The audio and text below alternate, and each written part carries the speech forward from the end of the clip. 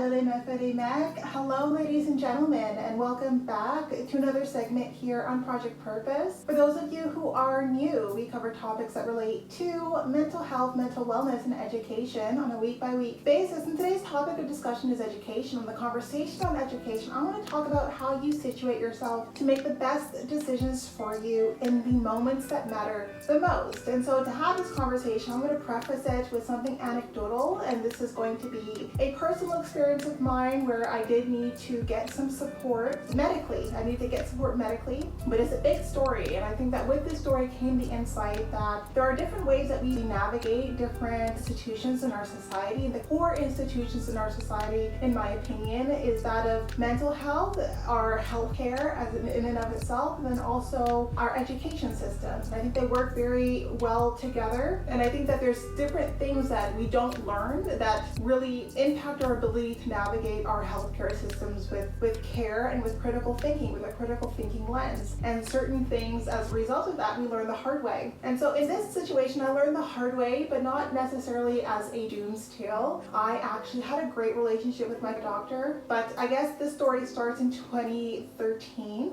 And in 2013, January, on my birthday, exactly on the 9th, I had a freak accident. So I had a freak accident. I had my blender explode. It was a tempered glass blender, and as a result of that, I had second-degree burns to my legs. But more importantly, I was told that it was going to be a minimum of an 18-month recovery, and I didn't really know what that meant. I didn't know what that meant, but they were trying to explain to me that for 18 months, I had to really be cognizant of the fact that my body would be healing, and I had to adapt my lifestyle so that my body had the bandwidth to heal. But I didn't know what any of those words meant, and so just to give you some periphery, I had second-degree burns. At that point in time, I was dealing with trauma specialists, with dermatologists, with plastic surgeons. I had every kind of doctor you can think of looking at my legs and helping me rehabilitate and trying to ensure that I had as minimal scarring as possible. But at this point, like, the burns were so significant that I had grooves in my skin, like it was like little dips in my leg, and they were very certain that I would need to have skin grafting and need to have different surgeries to be able to rehabilitate my skin. But luckily, like, that element, like my physical rehabilitation plan, I stuck to it to such an extent that I didn't need to have surgery, I didn't need to have skin grafts, I didn't need the plastic surgeon, but they did follow my journey for that period. But because I maintained my lifestyle, so that means I maintained my social life, I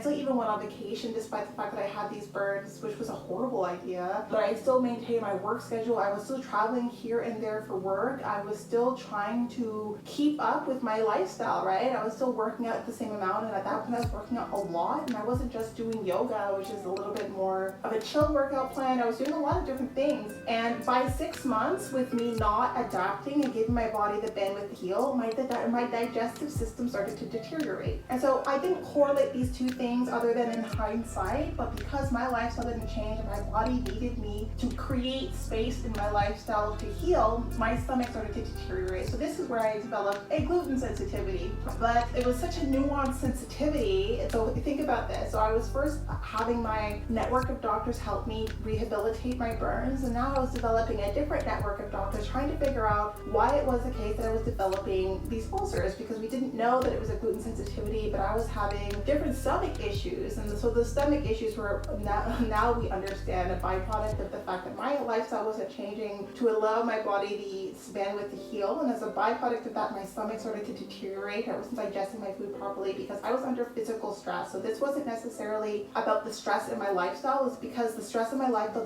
was not a conduit to the healing my body needed, and so my body was under serious duress, and so my stomach started to deteriorate because my blood was flowing in all these different places trying to focus on my healing. It took about 1.5 years of testing where I had now a network of my doctor, a gastroenterologist, and different an internist. I had now at this point 2 networks of doctors, one of them working on helping me to rehabilitate my burns, and the other one helped me trying to figure out why my stomach was being so temperamental, when I decided to branch out and go to homeopathy. And so that was where we recognized that I had cultivated a gluten sensitivity that was severe enough that I was just below the threshold to be celiac. And so what I realized out of this experience in hindsight is a couple of things, and those are the things that I want to bring to this conversation today. And one of the things is, when it comes to expertise, when it comes to trying to give yourself the best possible outcome to have a full rehabilitation, like you cannot just allow yourself to focus on one person's voice. Like one expert is not going to be enough. It's just so important for anyone's rehabilitation, for anyone's healing, for anyone's healthcare plan to incorporate many different voices, many different expertises. And so for me, like for my burns, if my legs right now do not show evidence of the burns, like you'd have to look really closely. You would have to know where to look to know that I even had a secondary burn to begin with. That's because I had a network of doctors supporting my rehabilitation. I had my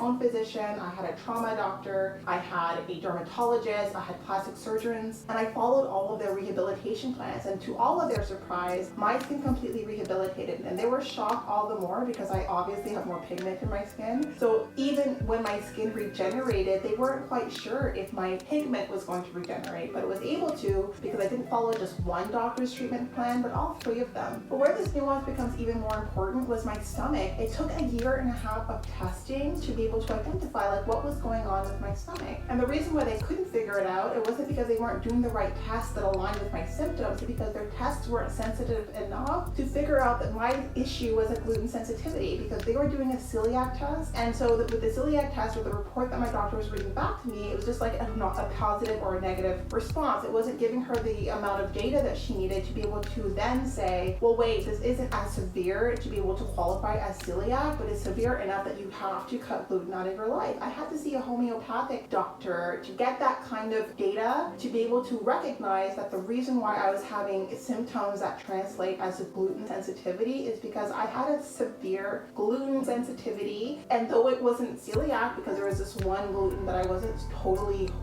insensitive to, it was bad enough that I still had to cut gluten out of my lifestyle. And it wasn't until that experience, and when I think about those 2.5 years together, those 2.5 years completely transformed my mindset around lifestyle, around what balance meant, around what things I was willing to compromise. Because at that point, like my social life was very important to me, and it was in trying to keep up with my friends and trying to socialize and also keep up with my career that I compromised my own physical health. Like my body needed me to slow down, and I didn't know what that meant until my stomach started to deteriorate, which forced me to slow down. And in hindsight, I recognized that my body put itself in a situation where I was forced to listen and give it the healing or the space to heal that it needed. But I needed, at least at that point, maybe 7 or 8 different expert opinions that I had to leverage, that I had to put into practice before I figured out what the 2 core issues were. But the second issue, I think my stomach sensitivity, it could have been avoided if I had understood what it meant by you need to curb your lifestyle to give your body an opportunity to heal. And the reason why I lacked that wisdom and that insight is because Western medicine treats the symptom in isolation. Like if I have a burn, then their focus is going to be on the burn. Their focus isn't going to be on the burn and how you adapt your lifestyle and what foods you need to eat and like what other things that you need to take into consideration as you focus on healing for a 2-year period. Like 16 to 18 months at minimum was like a 2-year period, and I was not allowed to have any of my skin touch the sun. And so it wasn't just about like the physical rehabilitation, it was a full rehabilitation. It was mental, emotional, physical, and spiritual rehabilitation, and I needed to curb my attitude around activity to be able to focus on the healing. I had to have a different mindset around productivity in order to focus on healing. And so now I think I am the human that I am, who is as in tune with my body as I am, because my body forced me to pay attention at that point in time. But now, when it is the case that I have something that I'm looking to rehabilitate, I think a lot of people who know me well know that I'm anti-pharma, but I'm not anti-pharma for the reasons that you think. I'm anti-pharma not because I don't think that pharmaceutical interventions are effective. I think it's because I think that there's a gross abuse of prescribing pharmaceutical interventions for cases that don't require them. So those are very different reasons to be anti-pharma. I'm not someone who doesn't believe in vaccines. I'm not someone who wouldn't provide myself with a medical intervention if I felt it was needed. I just recognize that it is not needed most of the time. Most of the time I can find a natural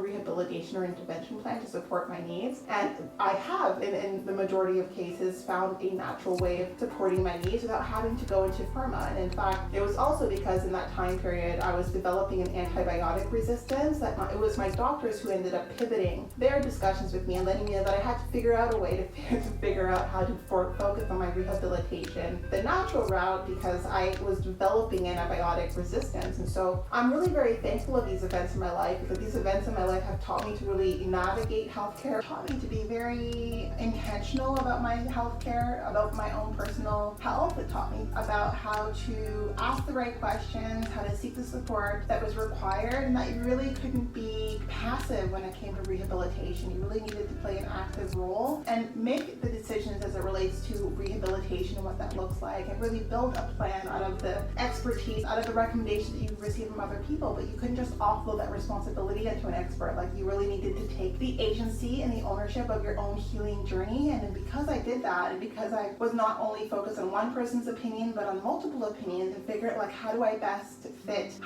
create an intervention that is an amalgamation of all of these perspectives to now deal with these two issues, with both my burns as well as now my stomach issues, right? And so I was able to rehabilitate all of those things, right?